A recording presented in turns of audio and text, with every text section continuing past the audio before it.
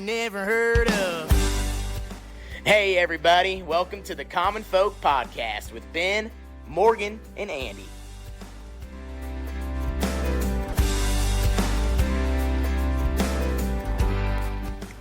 Welcome to the Common Folk Halloween episode.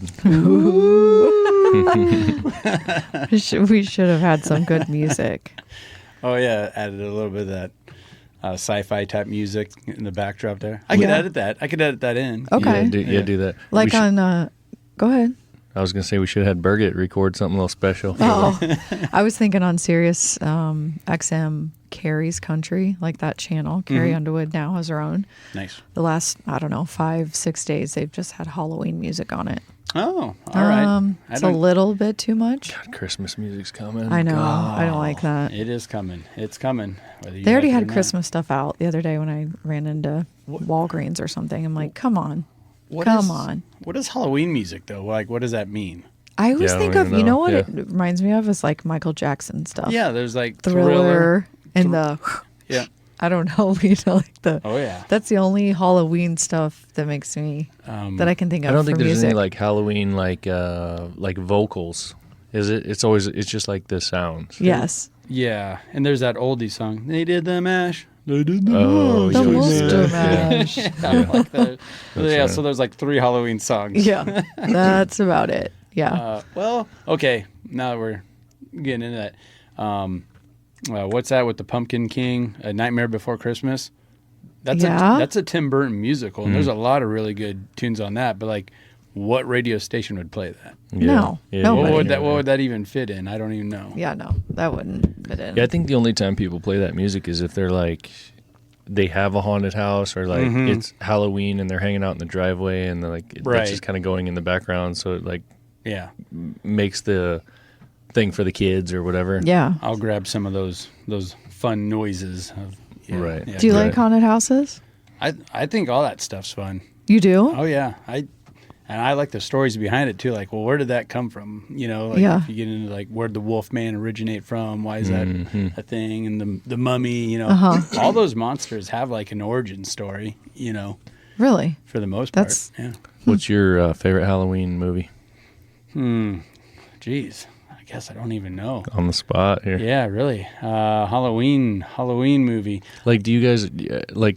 So it's been going on for I don't know a month now. It's Halloween today. Mm-hmm. So you know that the advertising starts ramping up Right. about a month ago or more. Yeah. Have you guys not been like watching anything at home that's Halloween related? We have. Ashley likes to have a series going, you know, that we can be watching, and we kind of like those ones on Netflix. They're with like the same group of people and producers, like The Haunting at Bly Manor, and they did like every year they'll do another like short series. So it's more like real life, like Yeah, this is going on, like kind of a documentary kind of thing, or kind of. It's all entertainment, but Yeah. they take a story, then kind of make it their own. Yeah. And it's always, haunted and this and that. that's cool. Yeah, so we started a new one. I can't even tell you the name of it, but it has to do with this really wealthy family, and one of the kids that wasn't happy with their inheritance, like ratted them out for breaking the law, and then where we're at in it, the old man calls a meeting because he has like 5 kids with 4 women type of deal. Oh, And he's he's a like, playa. yep, and he's like, all right, $50,000 cash to whoever figures out who ratted us out, and it's one of you guys. Oh. And so that's where we're at now. And the story is all of his kids died like within a month. So it's like, whoa, what happened? Oh, Sounds funny. interesting. Yeah. Well, let me guess your favorite right now. Oh, I gotta go to right now. Oh my gosh. Hubie Halloween. Yep. Hubie?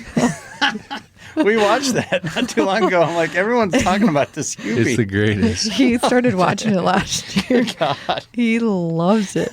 What I thought was hilarious about that movie is it came out like I don't know if it came out last year or the year before. It was one of the two. I think, yeah.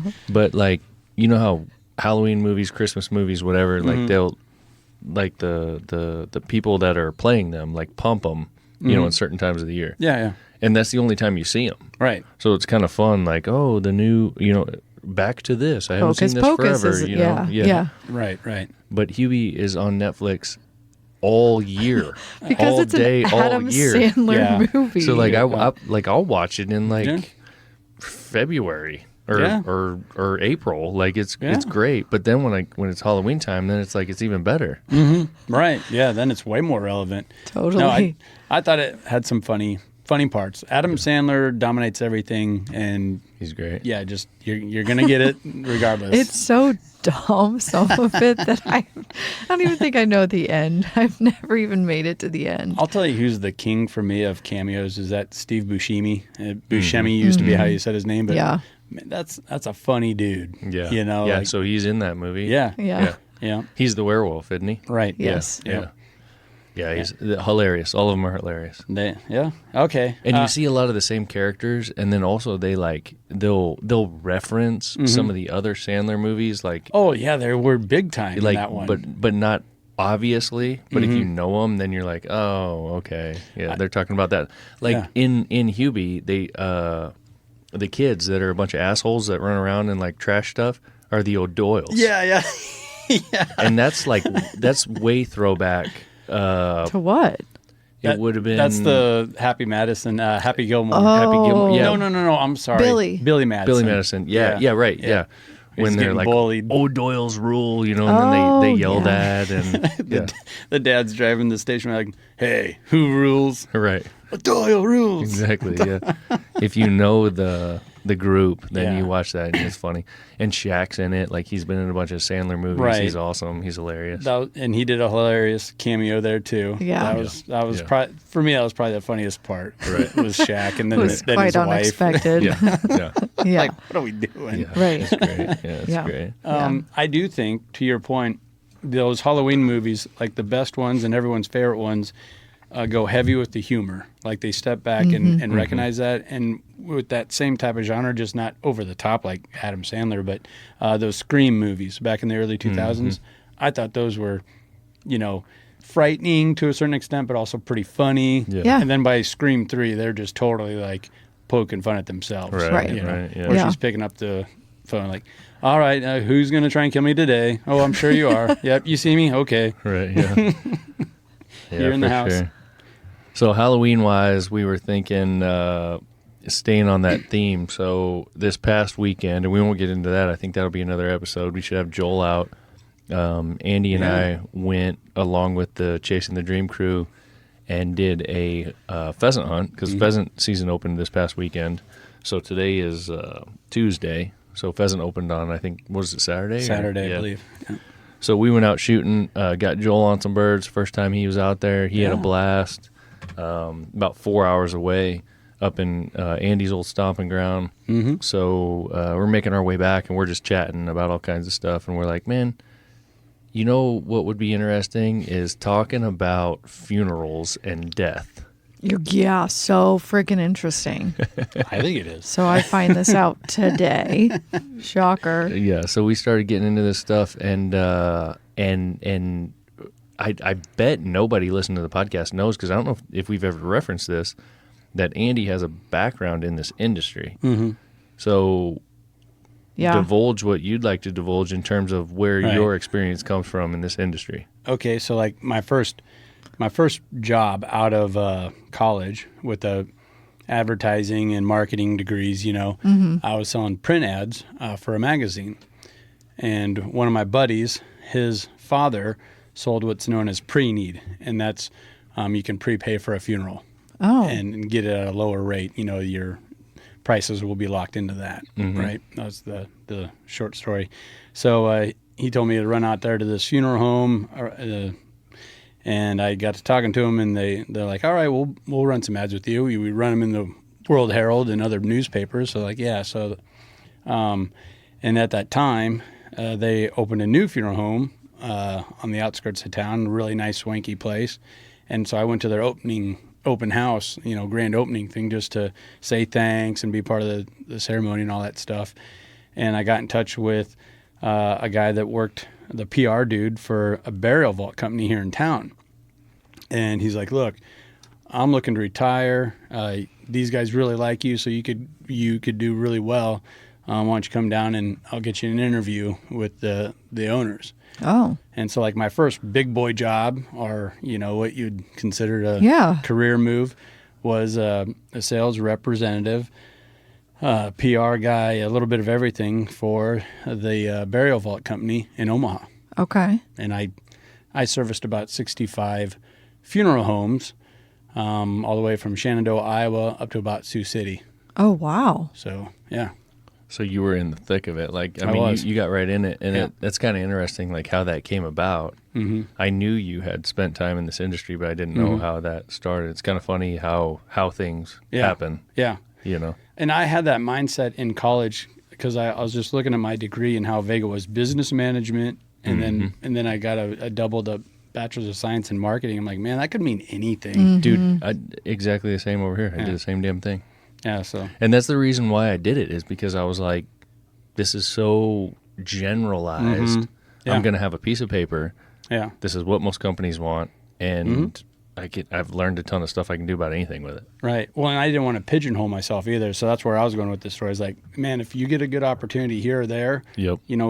check it out. And, Right. and I had reservations. I'm like, man, a burial vault company? Yeah. What's this all about? Right. So like I asked around and people are like, man, that's a solid gig. It's not too stressful. Those people are great. And they were. A lot of people, I think, have a negative thought when they think of a funeral director as being like a gloomy, real gloomy kind of guy. And they're the exact opposite. They're very caring.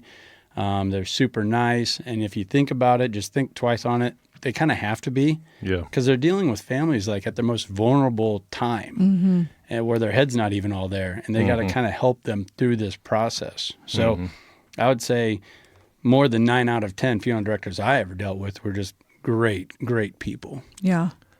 So where this kind of came from, we're driving down the road. We see this random tiny little corner hillside Yeah. graveyard. Yeah. Okay. And Andy knows graveyards and knows the backgrounds and all these kinds of things. He's like, man, that's such a strange setup, So we get to talking about the reasons why that one potentially exists there, what's going on with it, that kind of stuff. And then one thing leads to another. And then I start telling Andy, like, hey, man, I've got some thoughts on this industry, if that's what you'd call it, or this ritual, this whole process. The death care industry. Yeah. It's called death care. It is? Okay, there you go. I didn't All know right. there's a name. It's called death care. Care. Okay. All right. So, and then we were like, man, it's Halloween. Like Halloween, you're talking about a bunch of dead people and spirits and all this kind of stuff. Like, let's just get into it.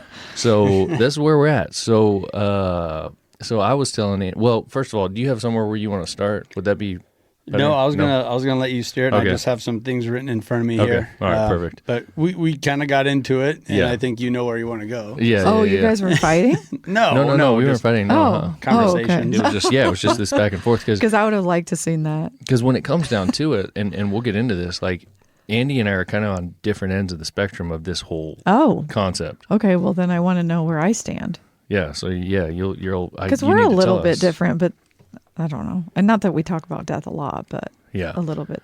So, like anything, I'm always thinking about stuff, and I've been thinking about how death goes and how funerals go and how the whole process is my whole life. And I've been like, I'm not satisfied with it. I've just always kind of been like, this doesn't make sense to me. That doesn't make sense to me. This over here kind of does, this kind of thing.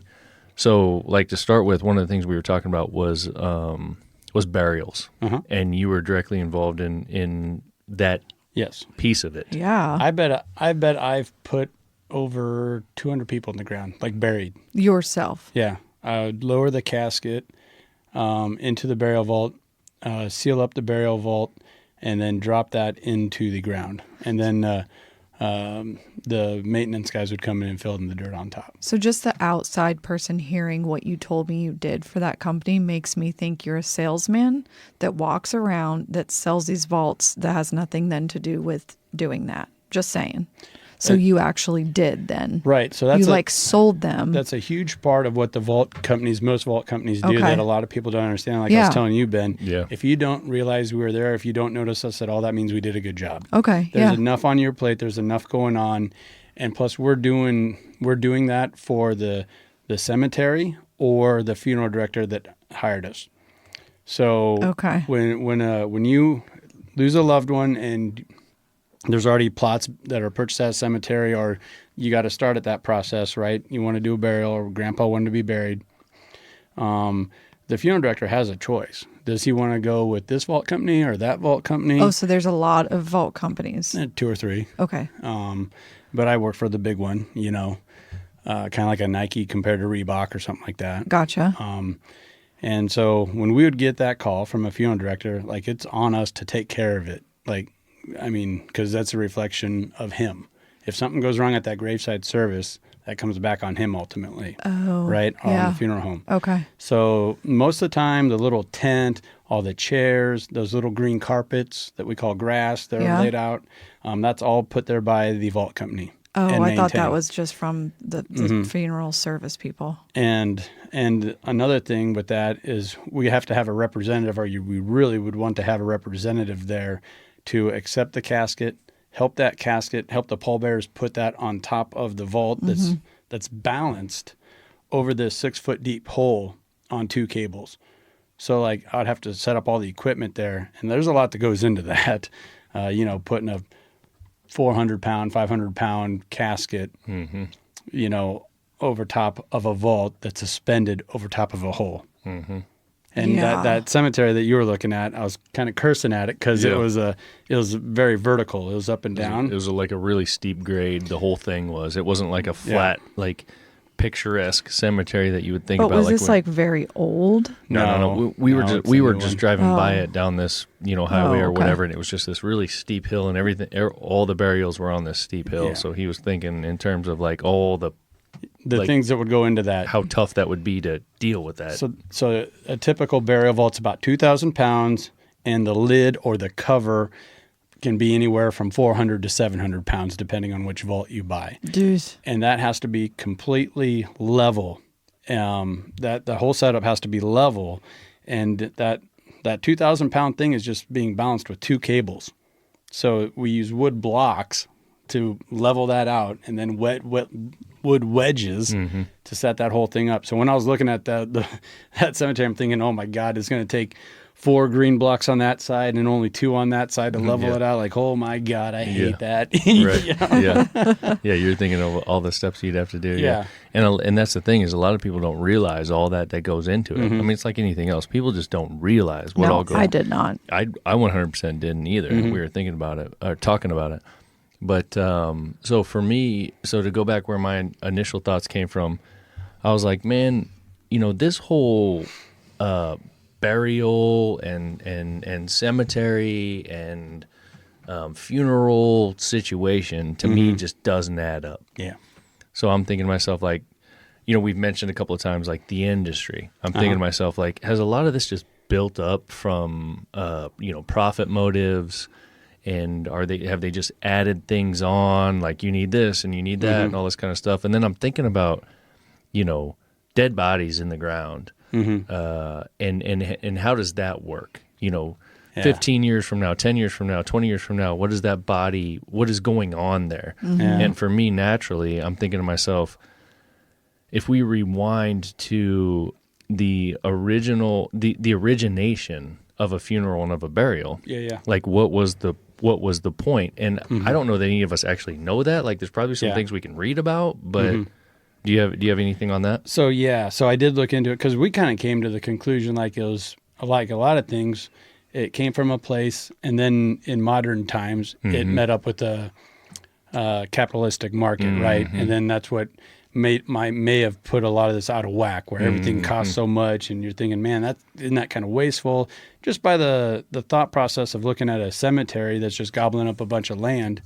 Well, wouldn't that land be better as a cornfield or part of the city? You know? So it's easy to see that argument. But I kind of looked into a little bit of this because I wanted a better answer for you today. And The Greeks actually had the conception of afterlife and ceremonies associated with the burial well established before the 6th century BC. Wow. So this is nothing new. So there's actually a lot of different texts and literary that emphasizes the necessity of a proper burial in the 6th century BC time.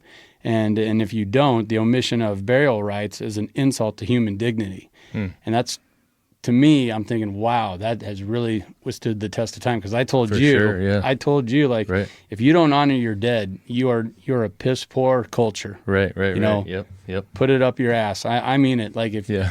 just think of the cultures that don't give a shit about their dead, their ancestors, their traditions. They don't have that, then they don't really have a culture. So, like, then that's kind of where we had the back and forth. Like, I do see a lot of value, maybe not in a traditional burial. Like, I'm flexible, but I think there's a lot to a proper funeral and saying goodbye and giving people closure and giving people the time, even if they're gone. Okay. So you talk about that, like where that started all those thousands of years ago. And that was one of the questions that was in my mind. Like, where did this come from? Why does this? Because it's a ritual. Why does this ritual exist? And what was the original intent for these rituals? Yeah, is kind of where my head was when I think about what we do today. Well, and a lot of these in this ancient literature is about giving you the proper send off to heaven or the afterlife. Yeah, and that all kind of depends on where on planet Earth you were at. Yeah. Back in these times. But it's also kind of curious. I was looking into this. A lot of cultures, whether they're around Africa, around Greece, Ireland, they all kind of started, or we can date it back to about the same time, and there's a lot of similarities to it. So I guess it's not surprising to me that we still adhere to a lot of those, because that's what we were taught. Yeah. Regardless of where you're from, there's a lot of overlap to that. When I think about funerals and burial, like the main thing that comes to mind for me is that, like, this is Mother Earth. Like, this is what we all, this is why we all live, or why we can, because, Mother Earth provides the things that we need to stay alive. And then, death comes, and then it's return our bodies. Ashes to ashes. Yeah. Back to Mother Earth. So that was the reason why I was having trouble understanding the cemetery and the funeral and the burial process. Was, to me, it was like, shouldn't the body and all the organic matter and everything just return to the earth and just be absorbed and be taken on? So then you look at, just put a straight body in a hole. Right. Yeah. Okay. So then you look at things like the caskets and the vaults and those kinds of things, which preserve the body. So then we get into, and this is kind of like the gory Halloween side of this. Yeah, right. So then we get into, I remember my dad telling me a story, and folks who have listened know that, like, my dad's a police officer, had been for 30 plus years, experienced the situations where, someone gets buried and then crime investigation and so on and so forth, and that body has to be exhumed. Ugh, yeah. And so then they have to do that. Yeah. So here in the town that we grew up in, went to school in, massive cemetery, had been around forever. That's an awesome cemetery. Yeah. So much history, so much cool stuff in there. Yeah. So they go and they do that, and then Dad was telling me stories about, like, they would pull these bodies out, and there would be a casket of some sort, depending on what it was made out of, and everything is completely full of water, waterlogged, like just a mess. Just everything is tore up, and he's like, "Oh, it's disgusting, man." And he the talks smell, about, should have got a vault. Yeah, you couldn't even imagine. I can't. So then we go to that, So people start recognizing that those kinds of things are happening.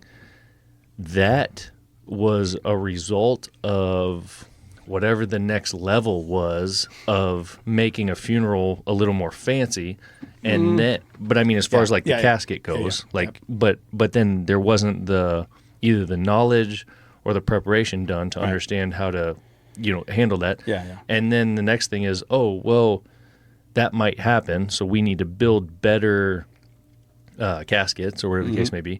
And then we need to look at the whole vault situation, and then one thing gets added to another and to another. And you're like, money. There's definitely that in my mind. And then you also start thinking about, like, we're getting further and further and further away from what I was originally thinking. Oh, body straight in the ground. Yeah, of it just like of the decomposition and absorbing in the ground and so on and so forth. So that's where my head was. Yeah. Well, let's go all the way back and we'll get gory, right? Yeah. Okay, so back in the good old days, a few centuries ago, most graves were pretty shallow. So you actually would be pushing up daisies. Like your body was... Yeah, I mean, you watch old movies and there's a hump above the ground. There you go. Well, a couple problems started happening with that.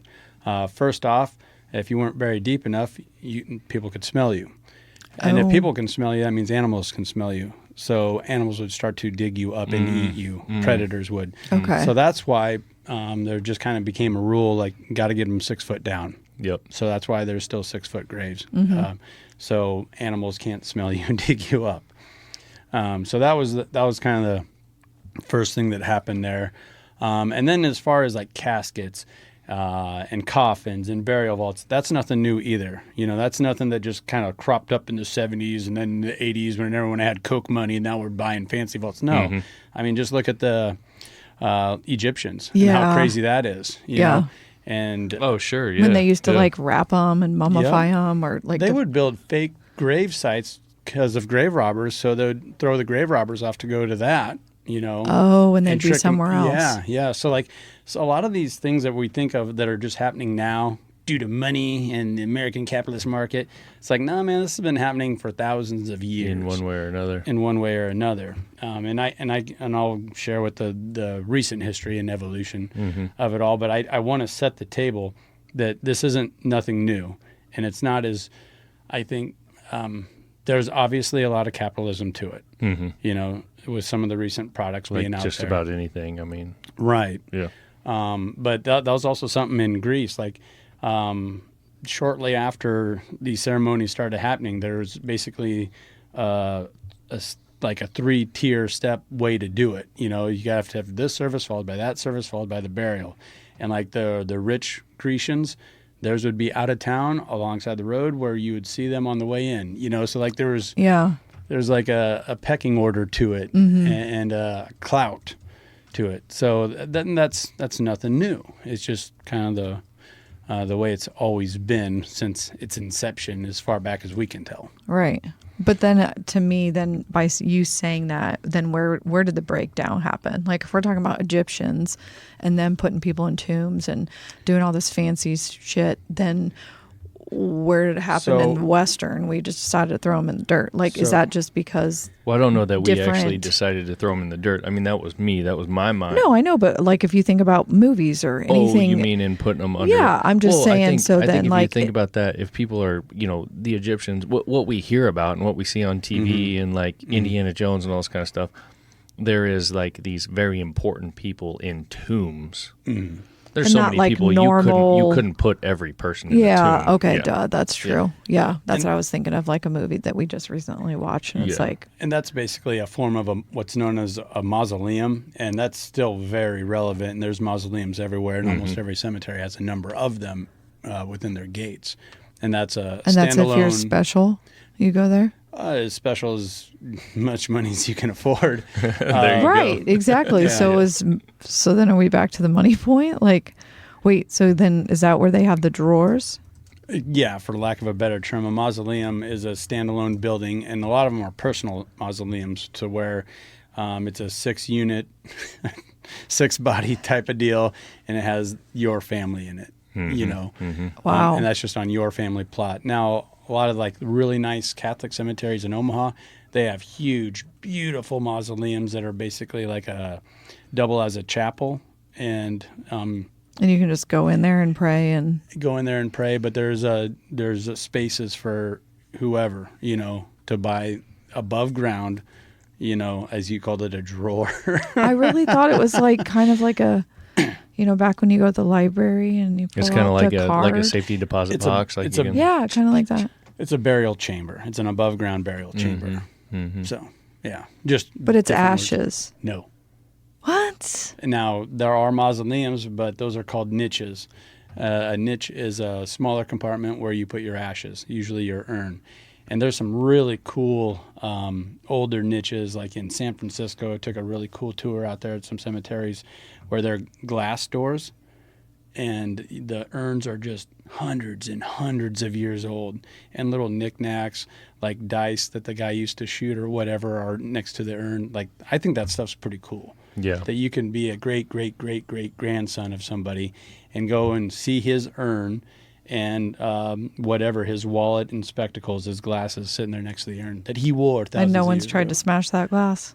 What? I'm just saying, it's I mean, glass. it's probably like guarded and stuff. I mean, Like, people, I like the idea of Plus, you it, probably but don't that have a- seems very sketch. you like, probably don't have a bunch of assholes coming in there I like, just hope wanting to wreck not. stuff. Wait, but we got to go back to this drawer thing. There's actually a body above ground, full body, and you pull them out. They're in a drawer? Once they get put in there, they stay in there. It's sealed. Yeah, they're not going to take them out. Yeah. But why are they not in the ground?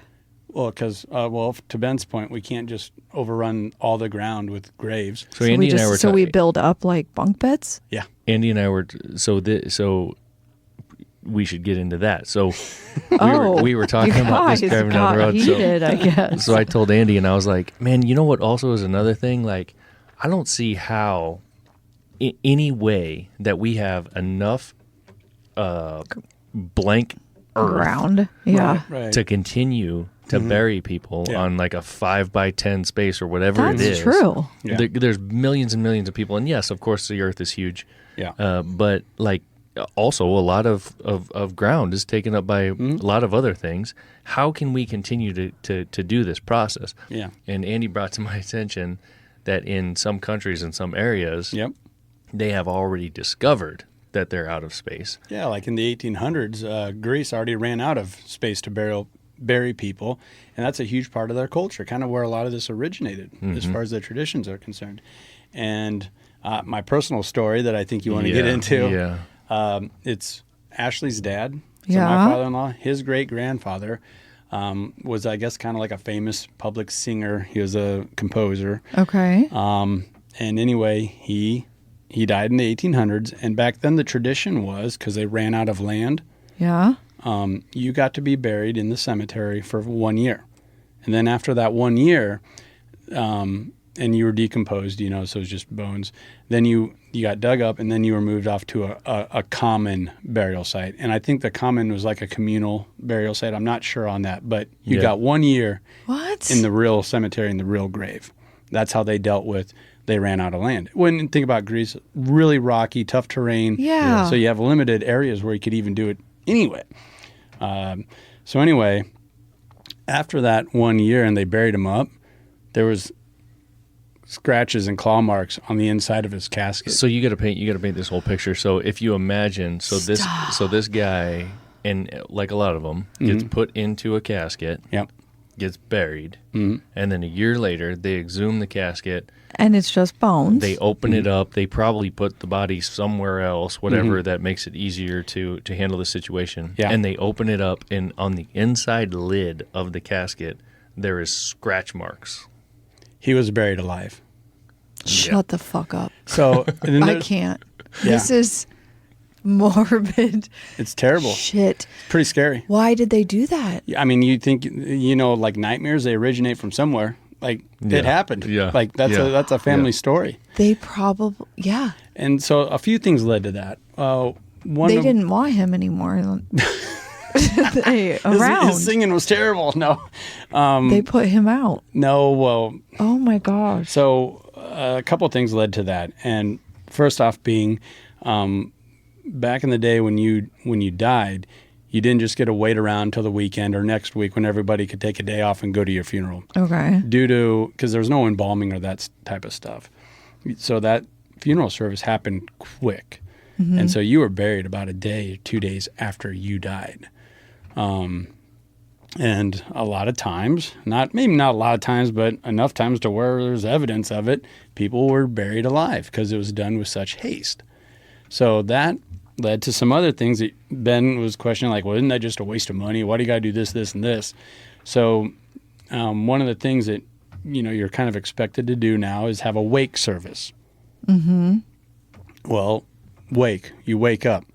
So you have that That's service. why it's called that? Yes. So you just take a day where everybody can come and say their piece and mourn them. And hopefully you'll just sit up in the casket. And the guy might wake up. Oh my Shut God, man! Yeah. It. It's so like it's like such a nervous laugh, but it's so I like know my stomach is it's kind of like churning over. That is the thing. That's the wake. So those wake services, I it looks don't like want to wake because you're gonna get one. We got to make sure you're dead. Yeah, what if we put you in there and you're trying to claw out 6 feet under? Hell no, do not bury me alive. I want to be cremated. Well, that's why we got to have a wake. Yeah. So the originations of wake service, we can trace those back to Ireland, once again in the 6th century, and it shortly spread after that to everywhere else. And a big reason, as story goes, folklore goes, Irish people, they tend to drink, right? Yeah, I've never heard of that. But... So, and their big old steins that they would drink this ale out of was made out of pewter. And the alcohol would eat the lining of that pewter and it'd make that into a more toxic concoction than what it already was. Oh. And that would knock your ass out, sometimes 2 days at a time. So the Irish had to put in things like wake services to try and catch that. So crazy. You want some more fun stories? Yeah, get it. Yes. Okay, so you all heard of the term dead ringer?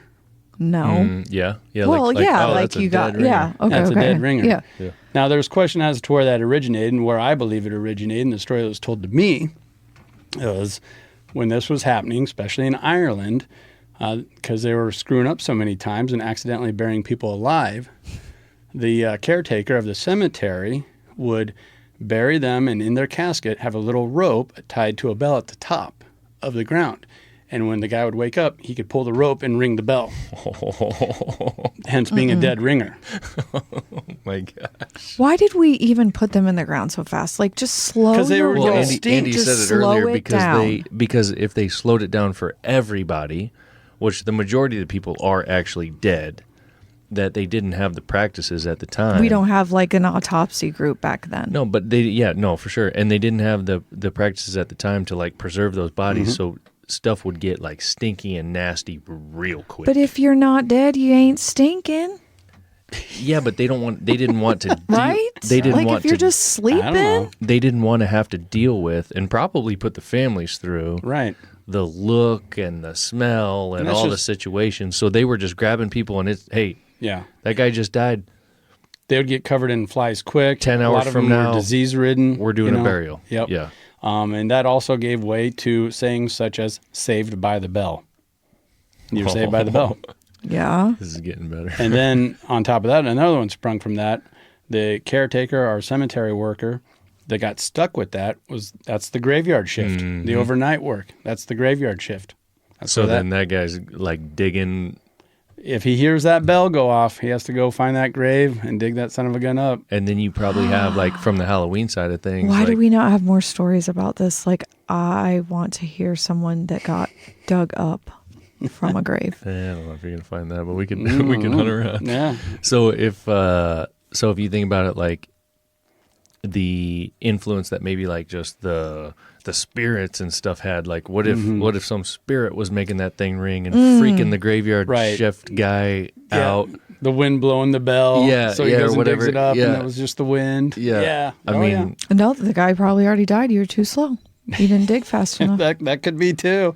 and they- See, and this they didn't have solidifies backhoes. exactly why I do not want to be put in a box. I am claustrophobic anyways. And then I wake the fuck up alive. Oh So my gosh. when I can't. So when I was looking up some of this and making sure I had the terminology and some of the dates, ballparked at least, I saw a pretty cool old ad when people were like scared of this in the 1800s when print ads were a thing in newspapers and stuff. And so you can picture a mausoleum, what it looks like. Yes. And you guys have all been in one. Right. This guy was advertising this new mausoleum where the doors the backside of the doors had like submarine handles, like, that you could open like Okay. that. So if you were a dead ringer, if you did get buried alive in this mausoleum, you could let yourself out. Like that's nightmare fuel right there. Like what if 100%. that door starts to open and you're like, oh no, Jerry, we embalmed Jerry, he is dead. And you're like, well, the door's opening. Like, there you go. That's the And start. I never really thought about it until you just said that, like the graveyard shift. Like I've just always thought like, It's night. oh, when I imagine graveyards, it's dark, it's scary, whatever. Yeah. Like people work at night, but Yeah. you hear that and you're like, oh, that guy's got the graveyard shift. He's sitting there Yeah.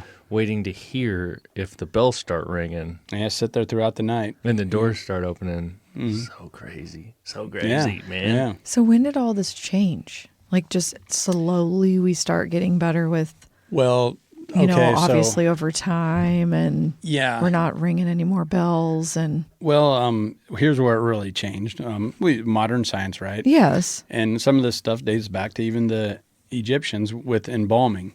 Okay. When you drain somebody of their blood and fill it up with some embalming fluid, they're dead. Okay, That- this like, that might is that. also That really is do that. sound weird. I really don't. So, like, that's what they do. They drain all your liquids Mm-hmm. and then fill you with something else. Yeah. Like what? What are they filling It's you called with? embalming fluid, and it's very toxic. That's all I know. It's like formaldehyde Yeah. and And things it's like supposed that. to then just make you not smell. Yeah, you'll still smell, but it doesn't make you smell as much. It stops you from decaying as fast, and it keeps you looking like you're alive. But Your veins are you're full. still going to decay. Oh yeah, yeah. So, Well, eventually, yeah. but it takes a long time. That's the point of it. Okay. All right. Sorry. So keep going. So science evolved and then, Well, that's what I was saying. Like once you're embalmed, or once you go through like an autopsy, and they open you up and take your heart out and send it off to, a medical center to check out, like you're dead. Yeah, Right. You're very dead. Yeah. So So, do you have anything else on burials? Because I want to get into what is it that you want done? cremation. Cremation. I want to get into cremation a little bit. You have anything else on the burial topic? well, so there's that rift there. Like, well, gee whiz, why do we have to buy all this stuff?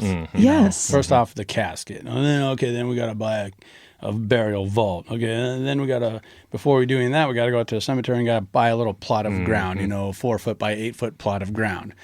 And I don't necessarily view all that as wasteful. In fact, I think that's given somebody some dignity after they died. And I'm staunch in that. Yeah, a good society is one that cares for their dead. And there's different ways to go about it. So I'm totally open with cremation and different rituals and new traditions. I'm on board, but I do think that everybody deserves a service, a funeral, acknowledging that they were there, and then properly saying goodbye. And there's been thousands of tests and studies and things done where people try to just kind of get out of it, like just forego the funeral. Like we're all going to remember Dad. Let's not do anything. Let's just have him cremated, and then we're not going to take him to a cemetery or anything. And the remorse and regret and the feeling that every family member has is just so terrible. And they all come to the same conclusion one way or another, a year, 2 years, 5 years down the road, we need to do something. We need to put him in a cemetery. We need to buy him a headstone. We need to get him a memorial. We need to do something. Dad shouldn't be in a shoebox of ashes in Mom's closet, and Mom probably feels the worst about it. Yeah. So, and it's all part of a natural process that I think we all should go through and need to go through, of saying goodbye. Give them their dignity. That I think there's a big psychological component to that. I think Okay. when you and I were talking about it, I mean, the word is closure. Yeah. So it's people, mentally needing that process to happen for the closure, and then they can move on. And I told you that story of the scuba diver. Right. So I'm full of all these stories because I spent like 10 years in the funeral Yeah. industry, working for that vault company. And then I actually managed a cemetery for about 5 years. I really enjoyed that. But this scuba diver was a risk taker, and he was always going into caverns and underwater caves, real dangerous stuff. Yeah. And he got caught, and he died. He drowned. And his mom and everyone knew that that's probably what happened to him, but they never had the closure. They never knew exactly where he was, if that's actually how he died for sure. And then years later, a group of risk-taking scuba divers found him and brought him up, and he was just bones in a wetsuit at that time. But his mother, who was just basically went crazy, just totally lost herself, she saw those bones and put her hand on his skull and said, now my baby can go to rest. And then she was just like, flipped a switch, and then she was just her normal Margaret or whoever. But she needed that. She needed to see her son, even if it was just his bones, and have that closure. So Yeah. See, until you actually go through it, God forbid, you don't really know. Yeah. You know what I mean? Like, there's got to be somebody on the Yeah. other side that needed closure in a different way and didn't need to touch bones or whatever, but had closure. But I just can't imagine. So, and we're all wired Yeah, different. exactly. So like I'm not going to, I try not to judge anyone Oh, on just little absolutely. things. So Right. something as heavy as this, I'm real reluctant to tell them that they did it wrong. yeah. You know what I mean? Yeah. But I do get like thinking how it could be. You're buying the vault. It's really expensive. You're buying the cat. Like, that could be a lot of funds that people don't have. So that yet people want to do it the right way. And they drain everything they can just because they Yeah. think they're honoring, Right. like that's also a burden too. And there's obvious cases of that, and there are bad actors, bad guys out there. But I'll go back to 9 out of 10 or more funeral directors are really good, caring people. And they're going to, when you come into that funeral home, they're going to kind of treat you like a car salesman, right? They're going to ask you, what do you do for a living? What's this and that? So they can get that picture of, all right, what can they comfortably afford? Suggest, yeah. What are they looking for? And 9 times out of 10, there's already some type of pre-need done, a lot of times. So they do a really good job of keeping it stress-free and then not trying to make a big old profit off of it. Yeah. Right. Right. And then with the burial vault, which that's the side I was on, that's usually a lot of times, rule of thumb, whether it was right or wrong, it was just what funeral directors decided they're comfortable with. And so that's kind of what happened. If you dropped $9,000 or $10,000, we'll say, on a casket, then your burial vault usually costs about $5,000. It was Just half of that. Yeah, half of what the casket is. Well, because in my head, I was thinking I wouldn't really need that much of a casket if I got a great burial thing. But Right, and that's actually, in my mind, that's kind of true because right, like it doesn't. That's going to be the protective. Exactly. thing. I'd rather spend more on the vault than. But the casket's what's front and center during the wake service, and also the funeral service. Yeah. And then They don't have maybe this sounds really weird, morbid to say, like staged caskets where you can just they're put called a rental caskets. body in for. They do. Oh, okay. That was another thing we Yeah. talked about. But- yeah. Oh, But those I'm are- like, can you just this is a nice service. They must have spent a lot of money, and then go throw Joe Schmo in the hole. But yeah, You know what I mean? Like, the rental caskets are used for cremation. So if oh. you got someone who's decided they want to be cremated, but also the family's decided we want a Traditional a service. viewing. Yeah. Oh no, ain't nobody looking at me. Close it up. Well, you can still do that with a closed casket. No, there You can- doesn't need to be a body out there. Oh, okay. Like some people That's want fine. to feel that No. or whatever. So let's get into. So you were talking. We've talked about all the burials and all these Okay. kinds of things. I think there's a couple of things to cover in the cremation arena. Am I going to be deciding that I don't want to be cremated now? I hear. I feel like. scared. I feel like more often than not, I hear people talking about cremation. Yeah. Yeah, I think it's getting more popular Yeah, and for because whatever is it reason. more affordable?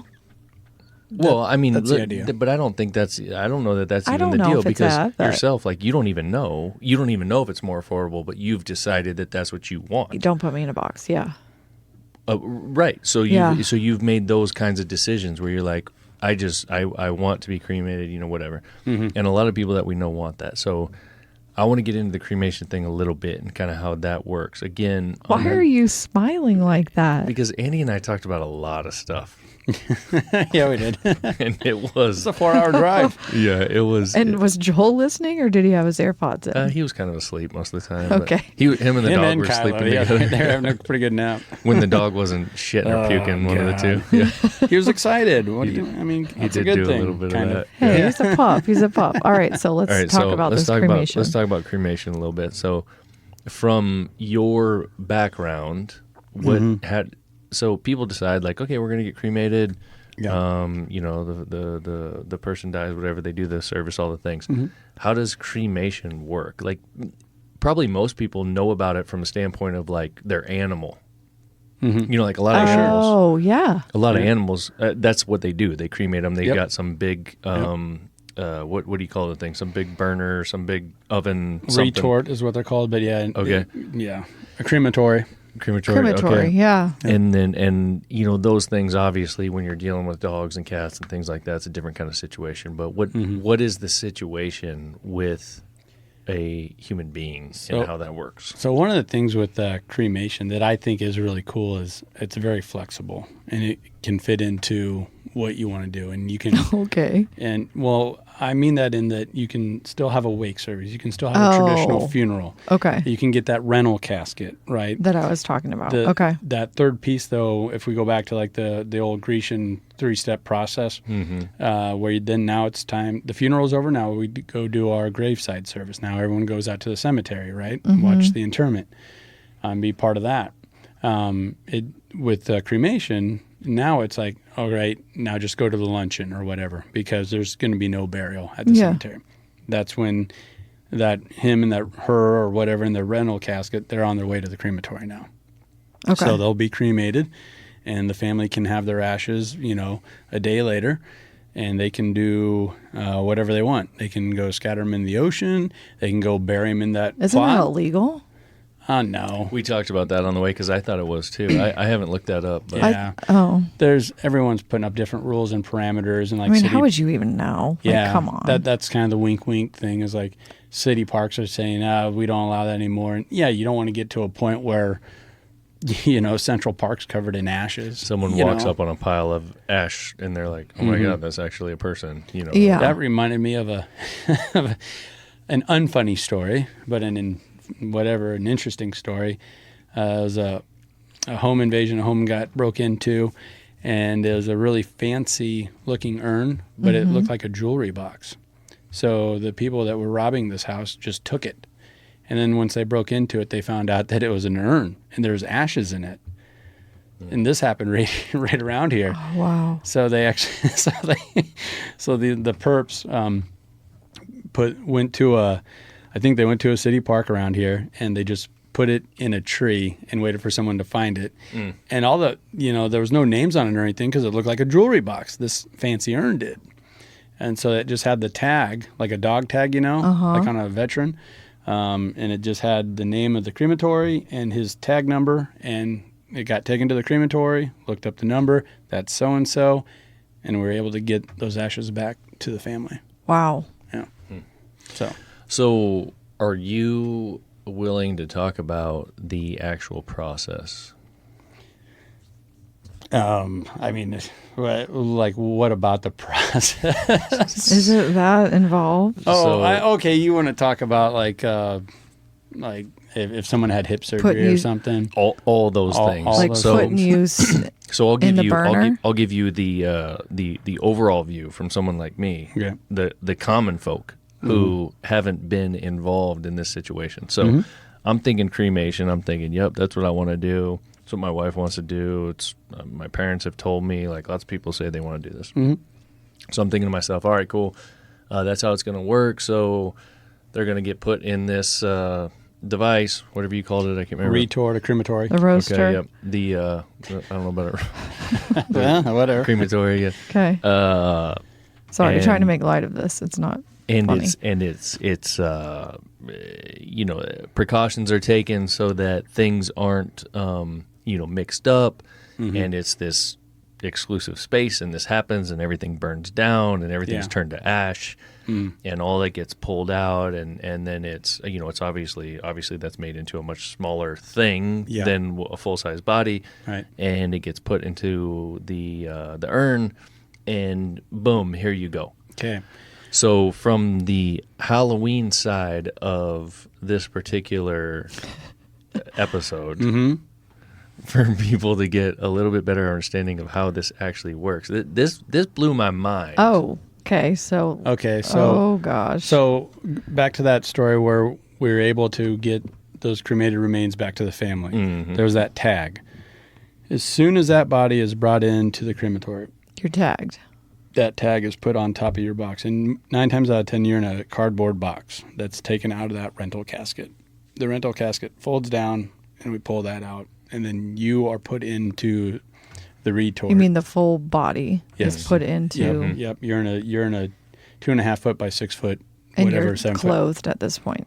Yeah, whatever. Okay. Not always. I would say, depending on what you did. If you're coming from a funeral service, obviously yes.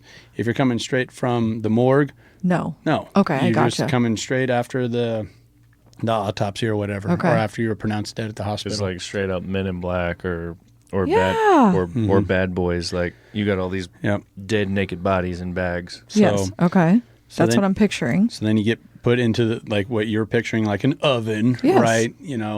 And then you're cranked up to 1,500, 1,600 degrees. Flames are blown on you, and that tag stays with you the whole time. And it's tempered hard metal, like dog tags are.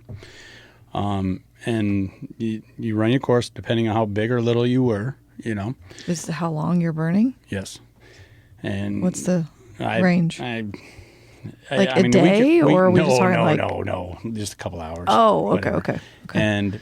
And the gas company can actually tell you, because they've got honed in on how much propane you use and stuff like that. They can tell you. They could tell us like how many we did in a day. Yeah. Oh. Yeah, I mean, from it's- the usage. Yeah. Really? There was a really talking about bad actors, straight up asshole, and it's kind of a famous story in Georgia. He was doing cremations for way cheaper than everybody else, and so he was racking up a nice little business for himself. And everyone's like, how in the hell is he doing that? How in the hell is he pulling that off? And the gas company actually got a hold of like the NFDA, National Funeral Directors Association, and other parties are like, there is no way that he's cremating everybody because he's not using enough gas. We know because we service these other funeral homes and crematories. yeah.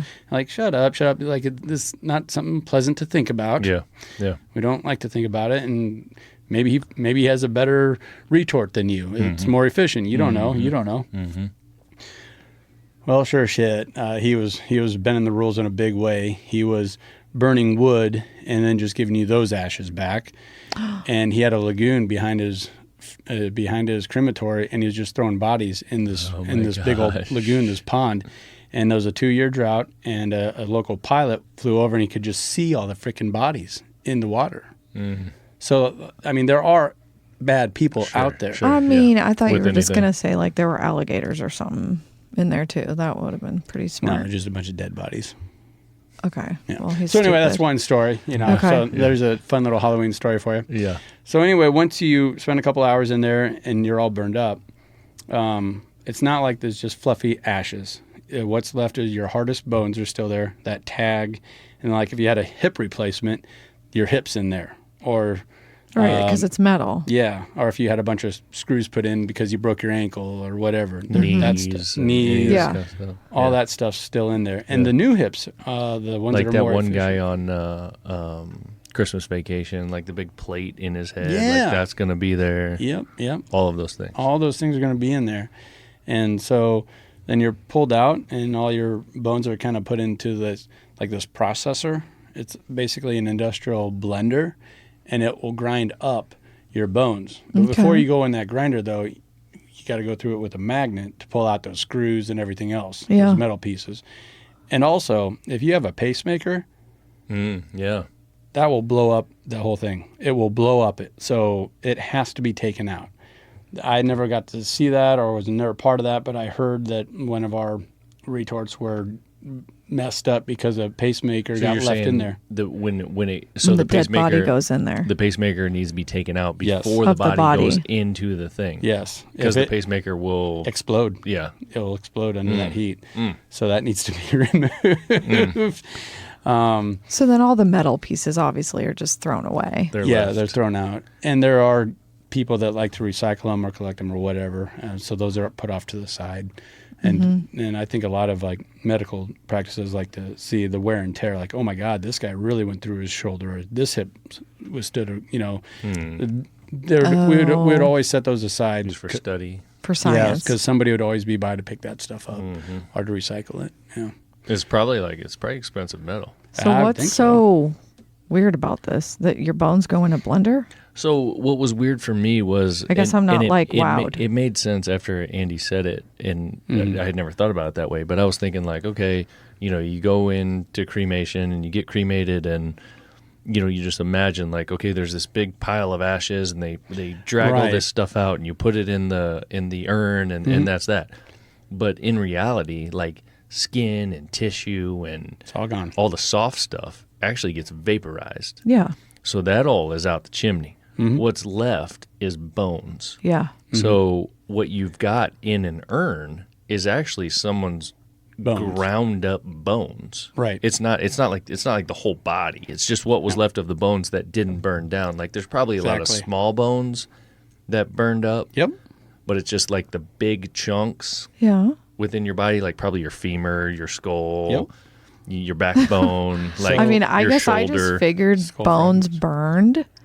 I didn't know they had to go in a blender, but I figured like skin and all that stuff was like So it would burn away. I Right. figured it was just bones. You did not. So No, I totally thought that stuff was no, like, and so a lot of people think it's going to be fluffy, light ashes, and then they get Oh. back a bag like the size And of a it's football. probably that's heavy. and it's dark gray. It's not just like this perfect white, ashy, light thing. And that's another thing. Like if people would have known that dude in Georgia wouldn't have got away with that so long because he wasn't giving them back. he was given actual He was giving ashes. them Ashes. wood. And Yeah. you had talked about, and I can't remember this exactly, but basically the grinding process requires something that gets added in there or something along those lines. Was that? We just got to take those screws out. The magnet, you got a big old magnet that Okay, would so kind you of go take through all the that bones. out, Yeah, and then you got this industrial grinder that chops up all these bones. But wasn't there some kind of like something that you said made it like the sandy texture or the light texture or whatever? Was there not anything else? no, I might have picked up on something different there. I have one story, and I'm reluctant to tell it because it could. But what the hell? Right? Okay. Here we go. If folks who have stuck around long enough for this part, Yeah. here you go. I mean, it's like what you're saying. It's funny in such a terrible, terrible way. I know we're like laughing, So, but It's a weird laugh. so It's weird. weird. Okay, we'll go ahead. Might as well just add to it. And also like everybody's dealt with different stuff. When you have to be very, very careful when you're cremating an obese body because all the body fat and that grease will ignite Yeah. and get extremely hot and it'll burn really fast and it causes all sorts of problems. So like where you normally, put a quote unquote a normal person in, right? Us. And Normal, or like average size. and you put it to the normal temp, whatever, 1,200, 1,500 degrees.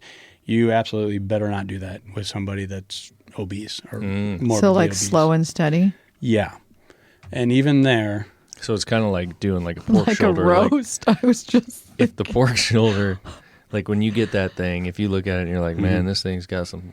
You keep that away from the firebox in the smoker because it will ignite the smoker. yeah. Yep, exactly. And this is regardless I'm sorry. regardless of the precautions that you take, that retort is going to start spilling out liquid, fat. It's just going to start pouring out of there. And how you counter that is you have a bucket of sand and you just keep caking it on there. And then it will, like a quarter machine at the carnival, Yeah, it'll push the quarters at. Yeah. It'll just slowly push that sand out. And when sand gets pushed out, then you just cake more sand on there, and it'll get saturated, and it'll push out. And then another thing that happens is it's a very, very sweet smell. Like it's a very pleasant, sweet Are you smell. just saying that? I'm not saying that. It smells really, really good. That's interesting. And so like you could so let's say that day I went out to service actually at a cemetery, caught the service, did the whole thing, sealed up the vault, put it in the ground, then come back. I could tell if we're cremating an obese body just by the smell, because it's an overwhelming sweet smell that just dominates the entire factory, the entire shop. I wonder if. So do you want the story now? Oh, I was thought that was it. I was just setting you guys up. Yeah, let's go. So we had this really nice little bubbly, lovely lady. She was our mail gal, worked for UPS, I think, or and she was a lot of fun. Like to interact with you, and also have fun, right? I mean, this is the death care industry, like that's You got to have some kind of release. yeah. So that's kind of why we're laughing. Yeah, you so- got to have a little fun. So she was very outgoing and fun, and she busted into our office, and I was on the computer, and the gals were doing their thing, and because that's where my office was in the front there, And she goes, "Oh, I know what you boys are doing back there." Oh, you do? Yeah, y'all having a barbecue. I can smell that. Oh no. And we're like, oh boy. We all just had to bite our tongue and like, you're kind of right. But oh my God. You're like, but no. We didn't tell her. We're like, oh yeah, okay, you're right on. Yeah. Yeah. It's actually, It's actually not. It's a sweet. it's actually just human. Just being. Does that happen at, where do you get cremated? Well, There's actual locations. It's not obviously at a funeral home, at a cemetery. some funeral homes It's at have their own. They do. Yeah. Is that the controversy of like the fumes that go out? Yes. So usually you'd have to be zoned and be in a certain area, like an industrial part of town. But some players got grandfathered in or got the laws moved one way or the other, and so Because it goes into the air and people. You're referring to a funeral home in the middle of Omaha that had a crematory, and when they would be doing a bigger body or anybody, Everybody could smell it. the apartment buildings next door would really catch it, and they would always complain. And the World Herald ran an article, and man, if you're thinking of the one I'm thinking of, that funeral home called them in a hurry and said, you pull that article out, get that out of there now. And another thing that you don't know unless you're in it, obituaries are a big part of why newspapers still exist. Like, it's ridiculous how much an obit costs. I will admit to that. Which I don't have a dog in the game, a dog in the fight. Isn't it You some have kind to of pay for that. Well, I think Yeah, it's some kind of and a lot. requirement too, isn't it? I don't know about that. Like somehow you have to announce it or something. Yeah, I suppose. Wait, it's so they probably- make you pay the newspaper to? You don't have to get an obit in this or that, but I do think there used to be some type of law where you have to acknowledge that someone died. It'd be some kind of announcement. Like I think it's probably some old school law that like everyone and like when you went back to times when there was like way fewer people, like everyone needed to know Yes. this guy died because you might have debt with him or he might have debt with you or whatever. Like it was required to be announced. But or something along those eventually, lines. that's got to go away because. And I really don't. I want to be careful there. Like, I don't want to throw shade at our local newspapers. I don't want, because they got to do what they got to do to survive. It almost felt like maybe they were taking advantage of a situation. And that funeral home is a great funeral home as well. They just wanted to have their own retort, Right. Right there. within their. So were they able to keep it? Oh. Oh my gosh. This is a loaded question. Yeah. So they had a couple issues. Okay. And it culminated in the retort actually catching fire and the funeral home catching fire. Whoa. And since that time, they've remodeled and moved and stuff like that. Okay. So it kind of Interesting. Yeah. Yeah. And there's old articles that you can look up if you really want to get into what happened there and that type of stuff. But it happened. They dealt with it, and everyone tried to help out and was empathetic. But Gotcha. their retort ran a little too hot one day. Oh. Yeah. Okay. That Maybe they ran out of sand too. One thing I know for I don't know. fact is that fat is highly flammable. Yeah. Yeah, I know They that do for a a lot fact of too. barbecue, Yeah. and that's like See, that's the quickest way to catch a smoker on fire. Yeah. Yeah. But yeah, no, that's crazy, man. That's crazy. The process. My mind's going 100 miles an hour. What's the process called again? Cremation. Cremation. The cremation process. I was like, wait, let me think of a different word. It is there's crazy, but I There's guess so much more to it than I thought. Oh, okay. I mean, there's definitely that big blender. I'm visualizing like bones going, like Yeah.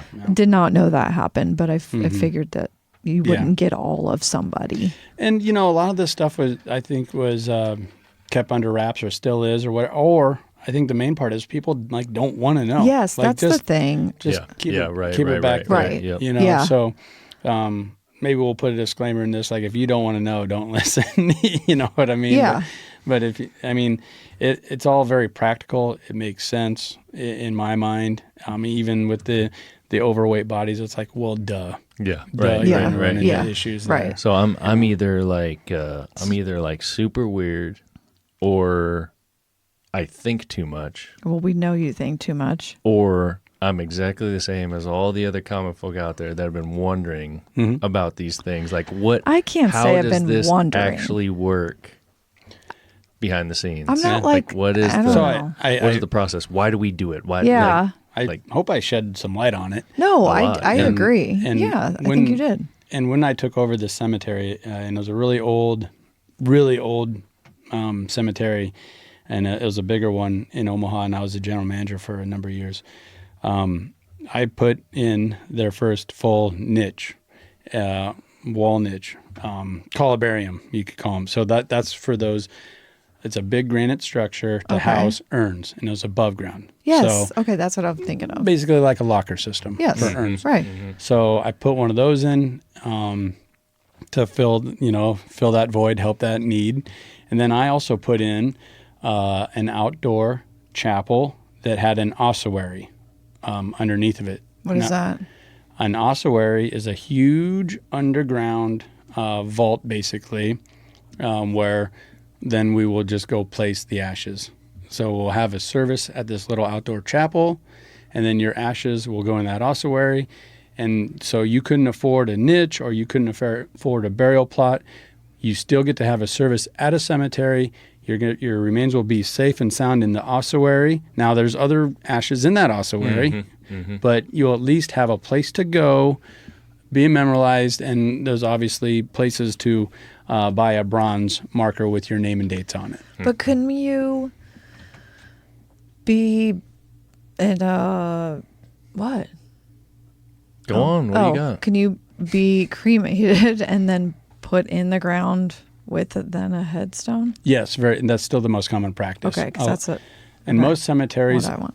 most cemeteries allow one urn to be buried on top of a previous burial vault traditional casket. But after that, they're like, stop it, no more. You get to use that burial plot one more time, even though there's already somebody in there. Okay, So, I just didn't know if Yeah. urns had to be taken. They actually can be buried Yep. at the site. Yep. Okay, Yep. I gotcha.